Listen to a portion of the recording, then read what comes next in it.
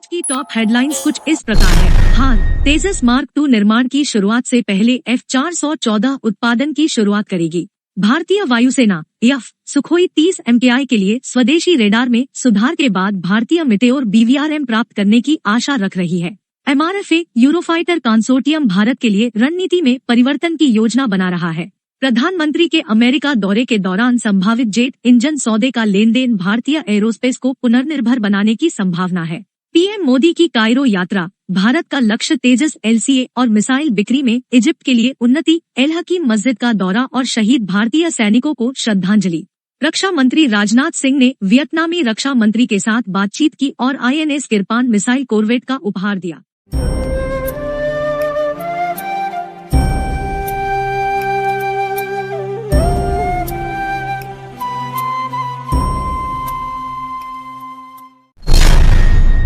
तेजस mark 2 निर्माण की शुरुआत से पहले F414 उत्पादन की शुरुआत करेगी। हाल और जनरल इलेक्ट्रिक ने भारत में तेजस मार्क 2 लड़ाकू विमानों के लिए F414 इंजन के लाइसेंसी उत्पादन के लिए सहमति प्राप्त की है। इंजनों के निर्माण की शुरुआत अनुमानित है कि यह देश में और 3 से 4 साल लगेंगे। ने पहले से ही हाल को F414 इंजन उपलब्ध कराए हैं, जिनका प्रयोग प्रोटोटाइप्स के लिए होगा। इसके साथ ही ये इंजन AMCA और TDBF प्रोग्राम के लिए भी उपयोग होंगे। हाल उम्मीद कर रहा है कि इंजनों की स्थानीय निर्माण की शुरुआत देर से 2026 या 2027 में होगी।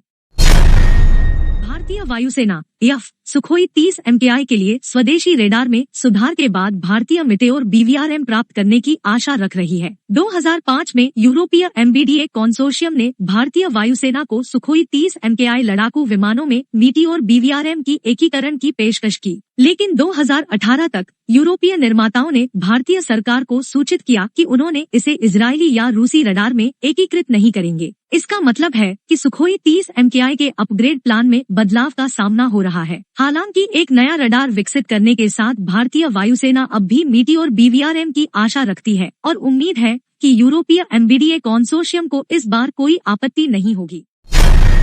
MRFA यूरोफाइटर कंसोर्टियम भारत के लिए रणनीति में परिवर्तन की योजना बना रहा है। भारतीय वायुसेना की आवश्यकता के लिए 114 लड़ाकू विमानों की खरीद को आगे बढ़ाने की उम्मीद है। यूरोफाइटर टाइफून, जो पिछली तरंग 1 में शामिल था, भारतीय वायुसेना की सभी तकनीकी और प्रौद्योगिकी मानदंडों को पूरा करता है। इसके अलावा भारत को यूरोफाइटर टाइफून के मूल तकनीकों का ट्रांसफर भी मिलेगा, जिससे देश अगली अपग्रेड की योजना बना सकेगा। डासो भी भारत के लिए महत्वपूर्ण उम्मीदवार बना हुआ है, जहां वह महत्वपूर्ण छूट प्रदान करने के लिए चुनौती का सामना कर रही है। प्रधानमंत्री के अमेरिका दौरे के दौरान संभावित जेट इंजन सौदे का लेन देन भारतीय एरोस्पेस को पुनर्निर्भर बनाने की संभावना है। भारतीय प्रधानमंत्री के अमेरिका दौरे ने एक संभावित जेट इंजन सौदे का मार्ग बनाया है, जो भारतीय एरोस्पेस उद्योग को क्रांतिकारी बनाने की संभावना रखता है। यदि इस महत्वपूर्ण समझौते को पूरा किया जाता है, तो यह न केवल भारतीय प्रौद्योगिकी क्षमताओं को मजबूत करेगा, बल्कि विश्व एरोस्पेस मंच में एक महत्वपूर्ण खिलाड़ी के रूप में भारत को स्थापित करेगा। इस प्रस्तावित समझौते के द्वारा भारत आपराधिक एरोस्पेस क्षेत्र में आत्मनिर्भरता और स्वदेशीकरण की ओर एक महत्वपूर्ण कदम बढ़ा रहा है।